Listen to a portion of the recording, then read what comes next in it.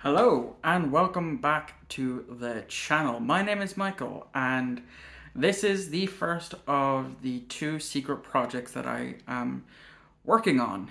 As you can tell by the title, this one is Doctor Who related, where I am essentially going to be talking about why I think the first series of the revival of Doctor Who is a near perfect series. So, with that being said, let's dive right into this video.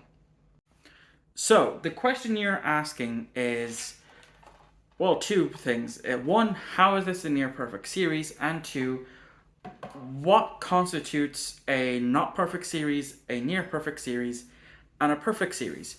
Well, everyone has their own opinions on this, but here's my take on it. For me, a perfect series has to be one that has a few elements mainly. Good storytelling, good character development, and you love every episode. From start to finish, you love that show, you love that series. For a lot of people, that could be, the first few seasons of The Walking Dead or Game of Thrones.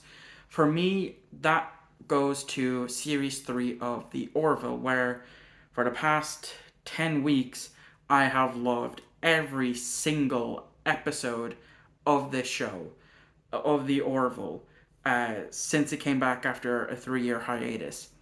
That to me is a perfect season. A perfect season or series, whatever way you want to call it. A near perfect series, which is Doctor Who Series 1 and Series 5, is there's a lot of good episodes in it, more than there are bad episodes. So, for example, out of the 13 episodes, I think it's safe to say 3 of them. So I love 10 out of the 13 episodes. So for that for me now classes this as a near perfect series. And what's something then that isn't what's a bad series? Doctor Who Flux. Or no, not Doctor Who Flux. I actually like Doctor Who Flux. We'll go with Doctor Who Series 11, where there's only maybe 1 or 2 episodes that I like, and I hate everything else about it. So that would be something I would class as a bad series. So now that we have the how and what constitutes a bad, near perfect, and perfect series, let's actually start getting into this review, where I'm going to briefly be talking about and reviewing all 13 episodes of Series 1. So now it's time for this video to kick off properly. So, this episode is a good introduction to Doctor Who, as for the most part we follow the new companion Rose by Billie Piper, and through her we are slowly introduced to the world of Doctor Who, as we meet the Doctor on 3 separate occasions. The first time is when he saves Rose from the Autons, and we see his witty side slowly creep through. It's not until the second time that they meet, this time at Rose's apartment, that her worldview is slowly opened up to the point where she tries to find out more about the Doctor, bringing it to the third time that she meets the Doctor, when Plastic Mickey brings Rose out for a meal. When they find where the nesting conscience is, Rose saves the Doctor, which then proves to him that she's worth having as a companion. So my thoughts on this episode is it's a good one. I enjoyed it when I first watched it as a kid, and when I rewatched it for this one. I don't like the end of time after rewatching it on the Blu-ray. I really don't. My god, did they make it worse. The new CG looks good for the establishing shot of the platform, but in other places it just looks terrible. Especially with certain scenes that they've upped the contrast, which really takes away from the episode. Apart from this, the story is an okay one, if not a tad bit predictable, on who is the main villain. And the new CGI for Cassandra is alright, I guess. I'd honestly rather take the original 2005 version than this shitty CGI remake. So, episode 3 is an episode that I'm neutral with. I don't mind it, but it will more than likely be skipped during my next rewatch. I mean, the story is okay at best, and it's nothing really groundbreaking. And the only two important things to come out of this episode is Gwen's relative, as well as the rift in time and space. This is an episode that you probably only need to see once, and that's that. Now, here's where I'm going to get slightly controversial with my opinions for episodes 4 and 5. That is, I actually love Aliens of London and World War III. Do I see where this episode gets hate? Kind of. I get the farting aliens bit does get a bit annoying at times, but besides that small thing, I don't have any issues with this two-parter. It's a good two-parter. Aliens of London being the better of the two parts. I mean, just how it ended with each main character having to deal with a different member of the Sladine family, and just it leaving off on the cliffhanger after, bringing in unit of sorts and then immediately killing those unit officers off in the next episode. I especially love the Sladine design. As comparing it to the villains from episodes 1 to 3, it's the best design that we've got compared to, plastic, a bitchy trampoline, and gas. The Sladine were really menacing to me as a kid. So as I stated in the beginning of this episode, one of the main reasons why I love these two stories is simply because these, plus the next episode, were ones I would watch religiously after getting into Doctor Who, as it was the only bit of Doctor Who media that I had until Series 2 came back. So yeah, because I watched these episodes over and over and over and over and over and over again, I fell in love with them.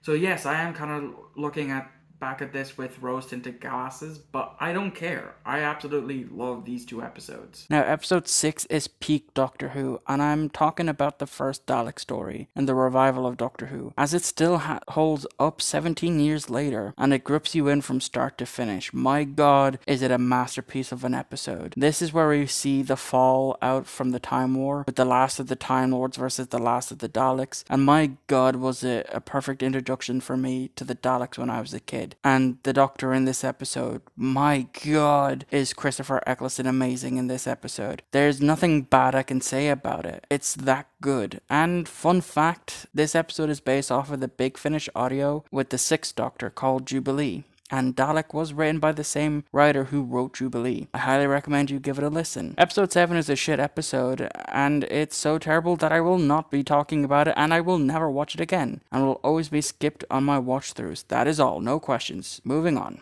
I feel like Father's Day is a really underrated episode, as it gives a lot of character development to Rose, Jackie, and even Rose's father, Pete, as this was the episode that introduced him, as well as showing how he died.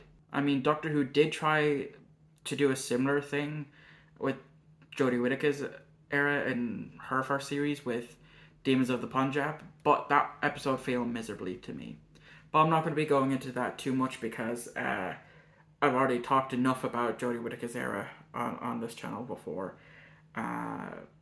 Just not gonna. This episode also introduces us to the Reapers, which had an amazing design, and it's such a shame that we never got to see him after this episode.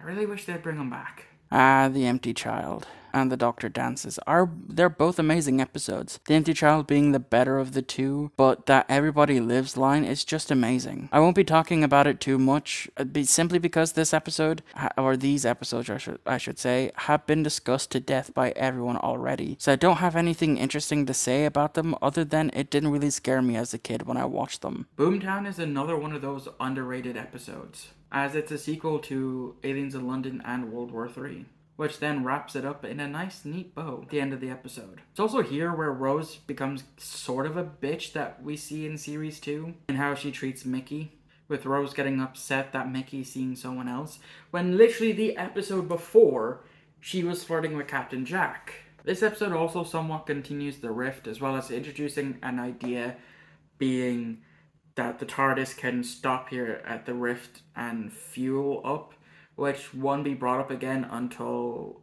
the Series 3 finale, three-parter. It also just occurred to me that at this point in the episode, there's two Jacks running around. The Jack that we know from the Empty Child and the Doctor Dances, that's still, new and fresh to traveling with the Doctor and hasn't become an immortal yet. And then the Jack that we know of after the fact. And it just occurred to me as well, I wonder what would have happened if Jack ran into Jack. They'd probably fuck themselves. I guess that brings a new meaning to go fuck yourself with them. I also love the conversation the Doctor has with this lady, I've already forgotten her name. I think it was Margaret or something. I can't remember. But I just love how she's trying to, try and convince the Doctor to, not bring her back to Raxacora Go Falbatorius. I'm surprised I actually managed to get that without screwing up. And also trying to kill the Doctor as well. But of course, the Doctor being 10 steps ahead of her. I especially love when she tries to, extrude the gas and the Doctor just gets her in the mouth with that spray.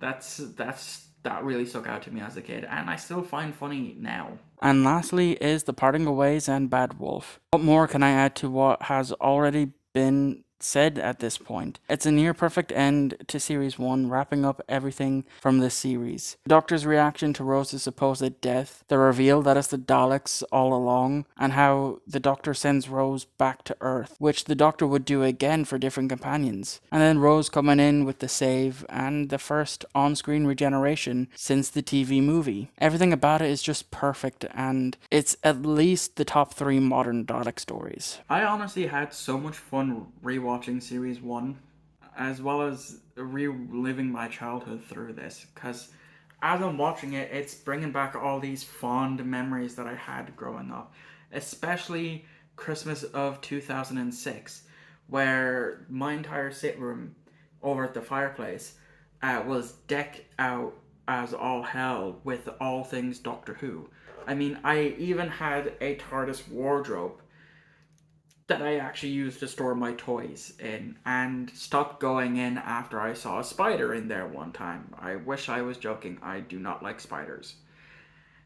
And it's just, I also even had the Cyberman voice changer helmet, which never really worked for me. I could get it to say the few phrases that were built in, but actually having my voice be changed into a Cyberman whilst wearing it, no, never happened.